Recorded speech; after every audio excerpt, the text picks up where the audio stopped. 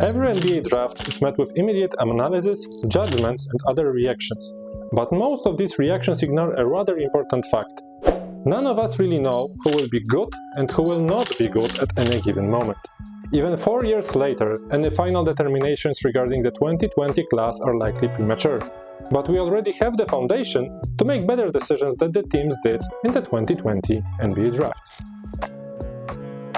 Based on the several years that the players spent in the NBA, today I will do the so-called redraft, richer with these almost 4 seasons. I will distribute places in the lottery, so I will select these first 14 selections of this draft again, keeping the order of selection the same as in 2020. So, I invite you to the next episode of ZH Talks. With the first pick of the 2020 redraft, the Minnesota Timberwolves select Anthony Edwards. This is no surprise. Ant-Man is the best player of the 2020 draft, and this year, when we can consider him a candidate to All-NBA first team, and also fighting for a place in the top 5 of the MVP voting, this is only confirmation. Edwards is the leader of the team from the top of the entire league, and for a very long time the leader of the Western Conference. He also already has 2 All-Star selections, and is set to finally make it through the first round of the playoffs. That is something that the Timberwolves managed to do only once in the entire history of the club. With the second pick of the 2020 redraft, the Golden State Warriors select Tyrese Haliburton instead of James Wiseman. I was debating a bit whether or not to include LaMelo Ball here, a player with, I think, greater potential than Haliburton, but 2 things decided. First, Haliburton is already leading the Pacers to a better record than the Hornets ever did with Ball. Plus, he is definitely healthier. He has now played nearly 60 more games than Ball.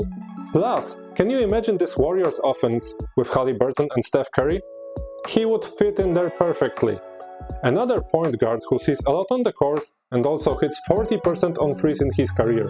Hali would be perfect for this team. With the third pick of the 2020 redraft, the Charlotte Hornets are selecting Tyrese Maxey instead of LaMelo Ball.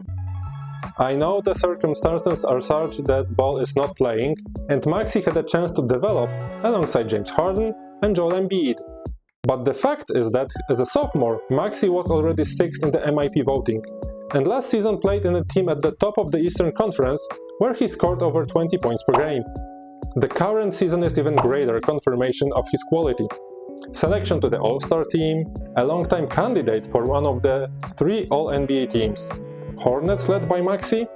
To do something better than the Hornets with Ball, you have to win 1 game in play-in at least once. I believe that Maxey is capable of leading this team to achieving this. With the 4th pick of the 2020 redraft, the Chicago Bulls choose LaMelo Ball instead of Patrick Williams. Can you imagine his connection with Zach LaVine over the last few years? How different the Bulls' story would have been if they could have drafted Ball back then. At that time, Lauri Markkanen was still on the team. There was no DeMar DeRozan, and because of that, the fate of each of them would have been totally different. The Bulls would have another crowd favorite, probably the biggest since Derrick Rose. This would most likely mean that the Bulls would not get Lonzo Ball, and maybe then we would still see him on NBA courts and not in the clinics. With the 5th pick of the 2020 draft, the Cleveland Cavaliers are selecting Desmond Bane instead of Isaac Okoro.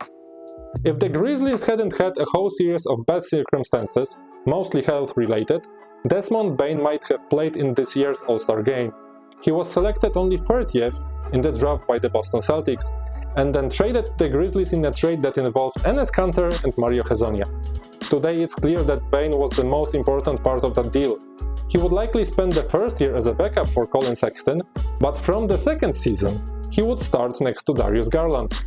He would fit in there great, but who knows, the Cavaliers would then decide to move for Donovan Mitchell. Wouldn't he end up with the Knicks then? I like situations when one move can completely change the fate of many players, and choosing Bane would be just such a thing. With the 6th pick of the 2020 redraft, the Atlanta Hawks select Jaden McDaniels instead of Onyeka Okongwu. Throughout the years, the Hawks have always lacked good defending forwards. McDaniels is an outstanding defender and would bench DeAndre Hunter in a heartbeat. And if John Collins left after some time, suddenly we would have McDaniels and Jalen Johnson playing next to each other, and the Hawks would finally be watchable. Maybe not completely watchable, but it would be nice to see some of their game. No Okongwu? So far, he still hasn't got a real chance in this team, because Clint Capella plays the first violin, so his absence would not be felt that much.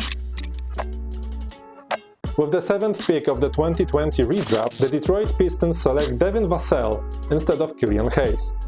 Hayes is the highest selected player in that draft who is already outside of the NBA. He was waived a month ago and was a total failure.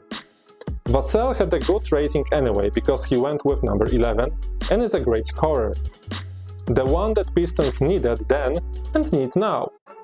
He would then be put on a team with the late Blake Griffin, Josh Jackson, Jeremy Grant and fellow rookie Saddiq Bey.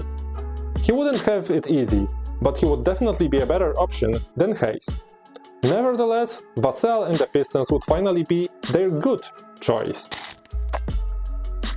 With the 8th pick of the 2020 redraft, the New York Knicks select Onyeka Okongwu instead of Obi Toppin. Toppin never became an important player with the Knicks. And Okongwu could, together with Mitchell Robinson, be a terror in an entire league on the boards. Additionally, Onyeka would get big minutes very quickly, because Robinson is regularly injured. So the time on the floor would be available also very fast. Tom Thibodeau would have another very solid defender who averages 4 offensive rebounds per 36 minutes, a perfect substitute for Mitchell Robinson. With the 9th pick of the 2020 redraft, the Washington Wizards select Immanuel Quickley instead of Deni Avdija.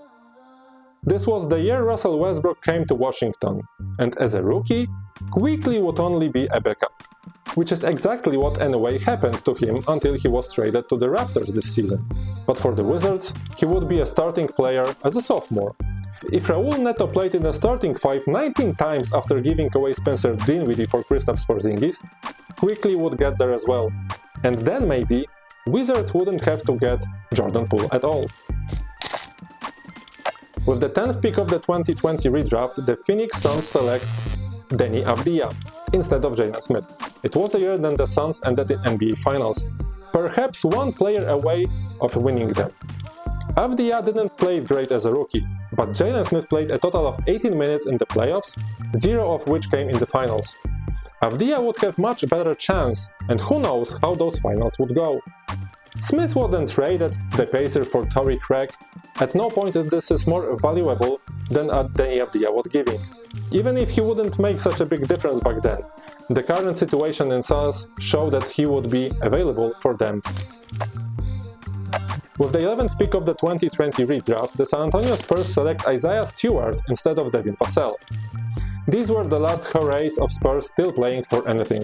They finished that season in 10th place, but what they lacked were good frontcourt players, which caused their rebounding to suffer. Stewart would have allowed them to say goodbye to Jakob Poeltl sooner. The only problem I see is his character. Greg Popovich doesn't like players who like to conflict. And Stewart has already had a fight with LeBron James and recently a fight with Drew Eubanks, which ended in suspension. With the 12th pick of the 2020 redraft, the Sacramento Kings are selecting Cole Anthony instead of Tyrese Haliburton. If Haliburton is no longer available, the Kings will choose Anthony, a better-suited combo guard who will not only provide them with what Malik Monk currently is providing, but will also not take the ball out of the Aaron Fox's hands. Of course, it would be a problem to acquire Domantas Sabonis, because Haliburton was given away in that trade, but normally Hali would not go down to this selection. Anthony is an automatic weapon off the bench that the Kings needed already back then. With the 13th pick of the 2020 redraft, the New Orleans Pelicans select Obi Toppin instead of Kyra Lewis Jr. Try to imagine this. Steven Adams collects the ball after a missed shot, passes it to Lonzo Ball, who turns towards the opponent's basket and sees Zion Williamson running on the left side and Obi Toppin on the right. It is a ready-made highlight machine. Additionally, Toppin is a player who will produce points by coming off the bench, something that has long been absent from New Orleans Pelicans. And finally, with the 14th pick of the 2020 redraft, the Boston Celtics reselect Aaron Nesmith. I'm not changing their choice, it just gives them the certainty that it's not worth giving him up, because he has developed into a great defender who could, together with Derrick White and Drew Holiday, now be a terror on the perimeter. Nesmith was traded with a package of several other players to acquire Malcolm Brogdon. But if he had been given a better chance in the first 2 seasons, some other player would have been thrown in his place in that trade. As you can see, only 2 players kept their pick in the top 14. The biggest progress was made by Desmond Bane, but several players dropped out of the top 14. James Wiseman, who went with number 2, Patrick Williams number 4, Isaac Okoro number 5, Killian Hayes number 7, Jalen Smith number 10 and Kyra Lewis Jr. number 13.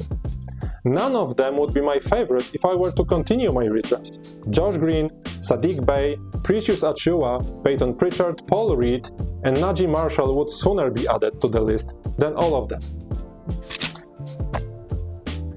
And how would you rearrange the 2020 draft? Write your ideas in the comments, and of course let me know what do you think about my redraft. If you liked the video, click a like and subscribe to the channel. And for today, thank you, and I see you in the next episode. Bye!